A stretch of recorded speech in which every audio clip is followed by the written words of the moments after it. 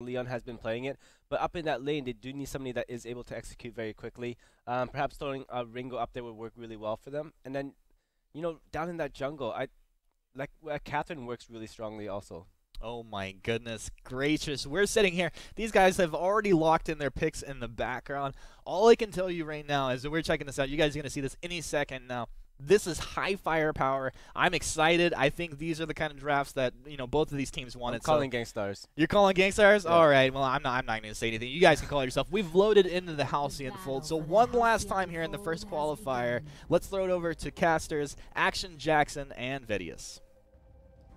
Holy moly, this has been an action-packed finals. That is exactly the way I like it.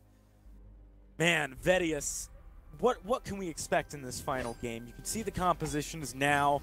Rhyme has been picked up for Leon. We've heard it talked up a great deal. Is this worth, is this the thing to watch? Is that what's going to determine the game in your opinion? Could very well be. It depends how much farm Leon is going to be able to get. When we've seen him play this Rhyme in the past, what he's done is he's been allowed to solo farm while Emma King just joins Techno JJ up in the lane, and they just allow Leon to just be by himself and get as much farm as he can. Basically power level to a point at which he can solo carry the game. Reach that late game point at like 10 minutes in, and if he can do that once more, I think he's going to be unkillable, especially with this glaive that's going to be constantly trying to close the gap against him. I like the fact that they're picking up this Black Feather too. It's had great success in this final series. So lots of strong picks all across the board. No surprises in blind pick. Emmer King and Leon looking to go for an invade here. That's going to be the Winter Spire. Does not, I believe, pick up the camp. But they are going to force Dark Potato away. So much damage coming out when they do pick one of the other camps. Winter Spire! Oh, not going to get the last one, though. Healing camp goes away of G2K.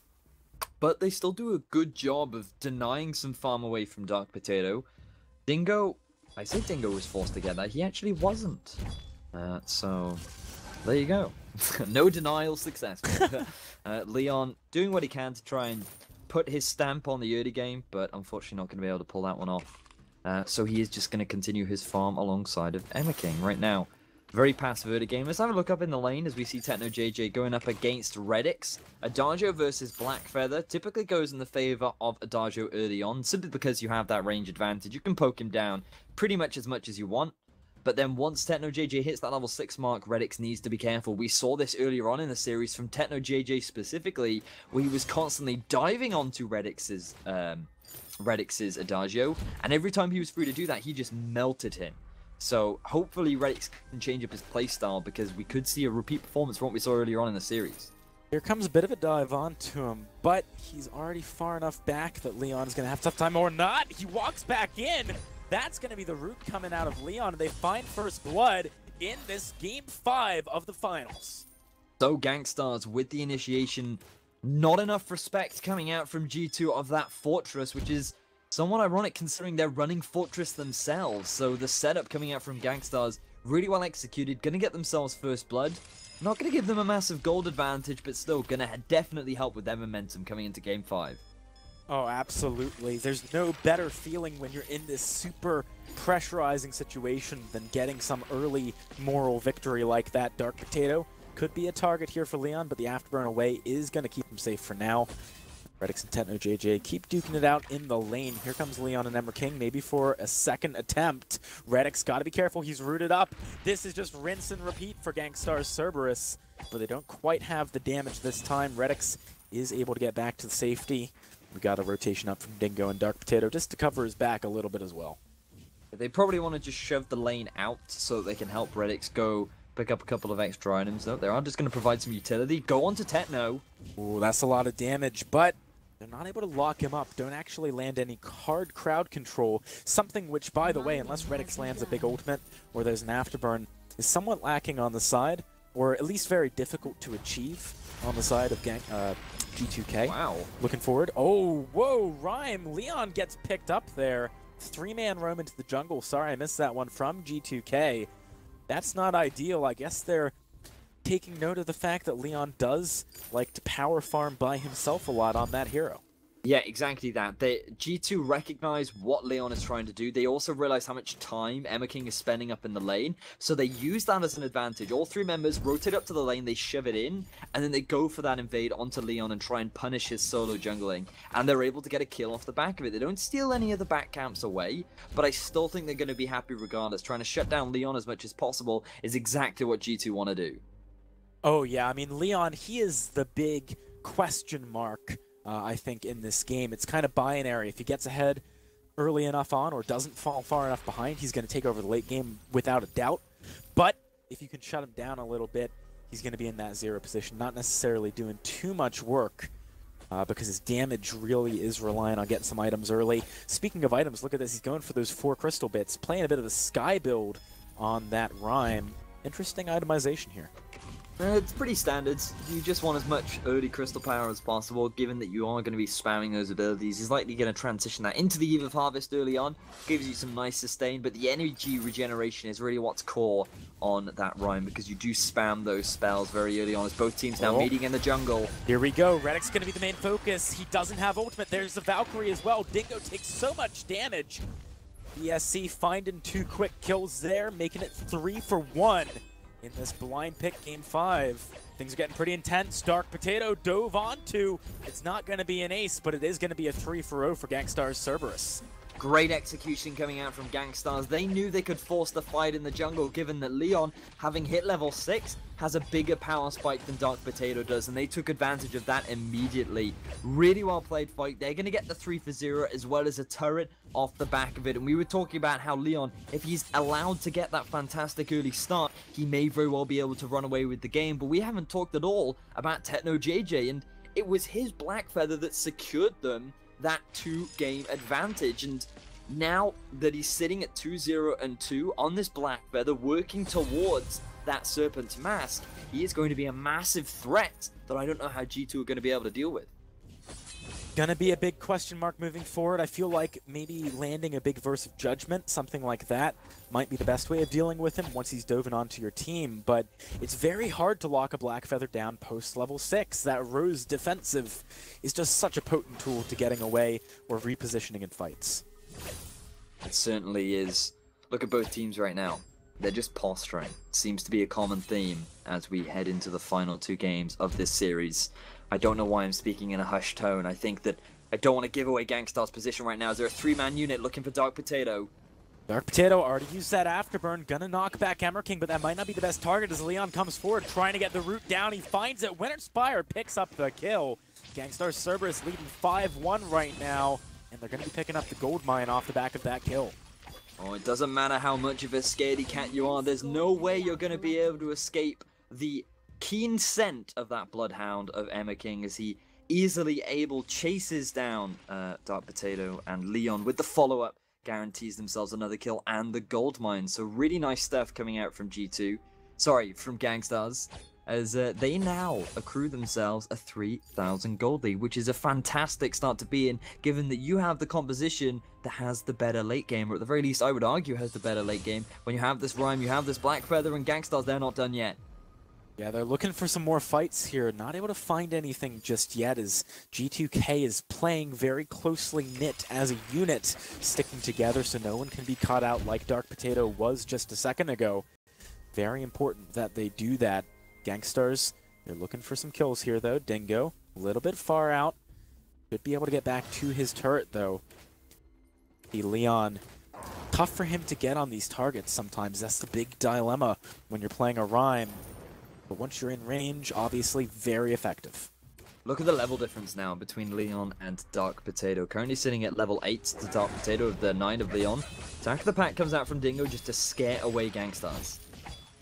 Yeah, they are going to be threatened a little bit here, backing away.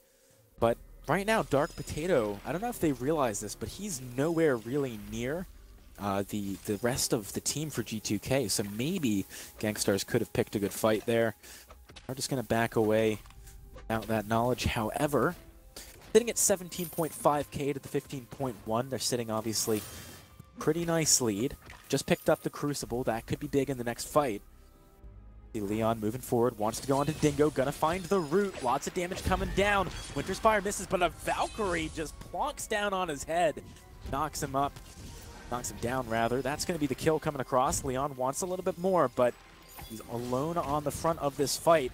Afterburn keeping Emmer King out of it as well.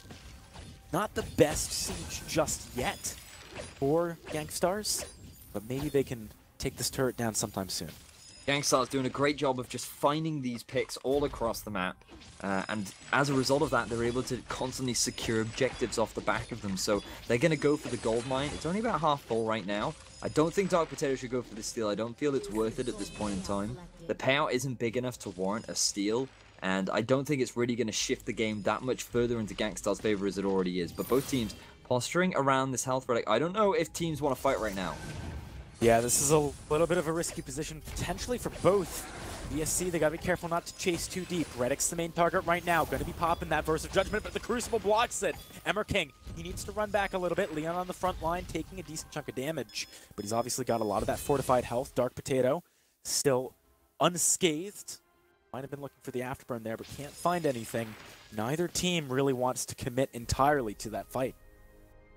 Does seem that way. Gankstars committing pretty hard. I think they learnt from their mistakes of previous games where diving pretty deep after that turret will result in you giving a lot of advantages over to the enemy team. So Gankstars, they don't want to risk it anymore. They don't want to afford to give any sort of comeback potential to G2, and they're just going to disengage. They're going to pick up a couple of the back camps, going to put a bit of deep vision down, and then they're going to disengage. So smart stuff coming out from Gankstars. Nice to see that they've been learning as this series has continued. Right now, though, Dark Potato needs to be careful as both members just sitting in either brush, and they're just going to walk away from that one. So no action going to be happening right now.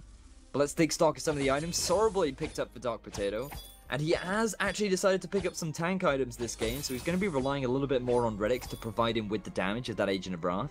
Speaking of damage, Redix has decided to go for the Alternating Current, and there is that Eve of Harvest completed for Leon. So big item for that Rhyme very early on into the game. 12 minutes in, likely going to be completing that Broken Myth relatively soon. And if we have a look at TechnoJG, he has now completed that Serpent's Mask. So once he finishes up, I was going to say the Aegis, but he's actually decided to go for the Atlas Pauldron, realizing that the major damage dealer is Dark Potato. He wants to mitigate as much of that damage as much as possible, knowing that he's going to be on the front line.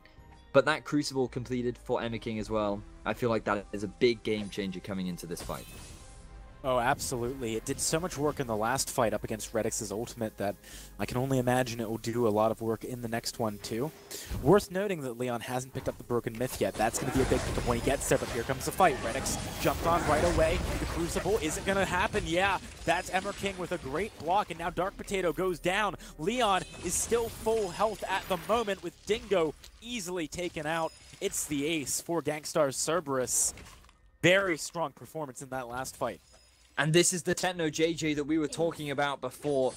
If this Blackfeather is allowed to get onto the backline, then he just steamrolls through Redix. Even with a full channel of the Verse of Judgment, it's not enough because of the Crucible pickup, because of the amount of damage that TechnoJG is doing. And there's nothing that Glaive can do to peel him off, because if you focus on TechnoJG, keeping him away from the fight, then Leon's just going to be the second major damage tech who has now completed that Broken Myth. He got the multi-man Valkyrie off, and it's simply a matter of G2 not having enough damage to deal with this hyper-threatening Gankstars lineup. Yeah, I mean, they really are in a dicey position right now. I feel like running that buff comp when you know that TechnoJJ has won 2 out of 2 games on Blackfeather, and you know that Leon wants to play Rhyme, is a little bit sketchy, and it's not working out so well for G2K yet. Right now, big gold lead, 4,000 on the side of Gankstars Cerebrus.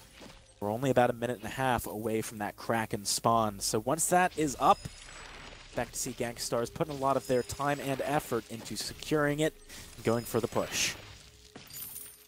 A lot of vision coming out right now from Emmer King. He's putting a bit of scout traps down. He wants to maintain control around the Kraken area.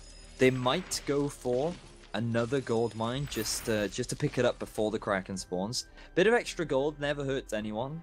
But I'm wondering what G2 are gonna do to turn this fight around, because there are so many damage threats coming out from Gankstars that it makes you wonder who they're actually going to focus. I feel like they're gonna rely on an overcommitment from Gankstars, and if they can somehow get the turnaround, then that might be an avenue back into the game. But right now, things are looking very bleak for G2, and they seem to be in the same sort of situation they were in their last finals against SK Gaming, where they go all the way to the Game 5 blind pick, they don't pick the optimal composition, it ends up backfiring on them, and then they end up falling just short of that first place spot in the first qualifier.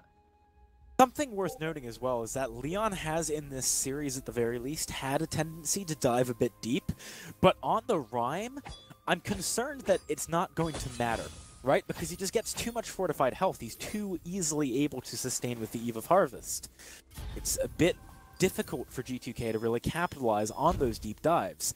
In addition to that, we've seen so many times in this series the comebacks, though, so it's worth definitely being aware of the fact that maybe G2K can have a repeat performance of that as the Kraken spawns and Gankstars look to secure it. Where is Redix? Where's Dark Potato? They don't even want to try and contest. They have vision. They do. The Fled did come down. They know this is going on, and they are just going to give it away. So G2 feel that they can defend against the Kraken rather than contest it. And if you just have a look at the number of turrets that are available, I think that's not an awful decision from G2. I think that the Kraken is only likely going to get 2 turrets, maybe only even 1, depending on how well G2 execute this next fight. Because if Gankstars are able to just get a decent numbers advantage, they could very well end the game right now. They could. It's going to be interesting to see whether or not G2K can appropriately defend this push. Gankstars, you already have a little bit of damage down on the turret. Leon, fairly good at shoving in these turrets late game with the Winter Spire.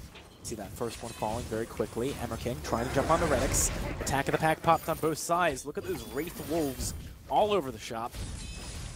Kraken still pretty healthy, beaten down onto turret number 3.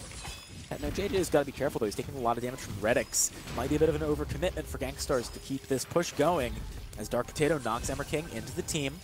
Leon, he's still healthy though. Definitely worth looking at. Redix is finding some return damage though. That's the Valkyrie. Here comes the Verse of Judgment. Leon just barely able to get out of it. Emmer King nearly dead, but he wants to stay around, help his teammates out. JJ gets the Techno kill. JJ finds one. Kraken gonna go down though, and there's no minions here. This is a very bold stay from Gankstars. They could end the game. But they find the turret. They're gonna be looking for this. Could it be them taking out G2K in the final game of this series? It certainly looks like it. Dark Potato needs to get some great AoE down. It's not enough. Gankstars Cerebrus, the new kids on the block in the spring season, take home qualifier number 1.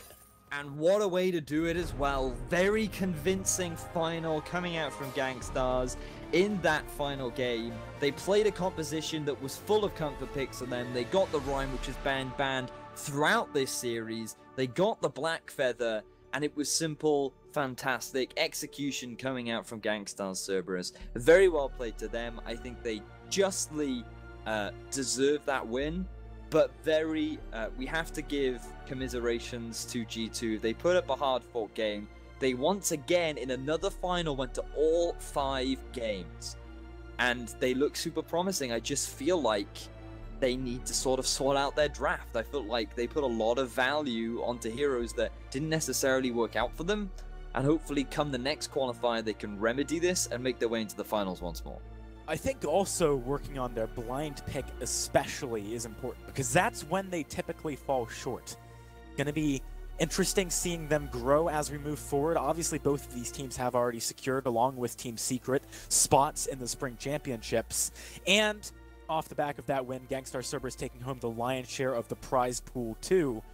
But there's a lot more action to come. Today, we've got the semifinals, 3rd, 4th place game, and finals of North America. And then, in a week or two's time, we've got the second qualifiers, which is going to be awesome. So don't miss any of it, guys. To break it down a little bit more, let's pass back for the last time for qualifier number 1 in Europe to Humanist in Rome. Well, thank you very much. Once again, Action Jackson and Vedius. That was just a killer series. Going to game number 5, and congratulations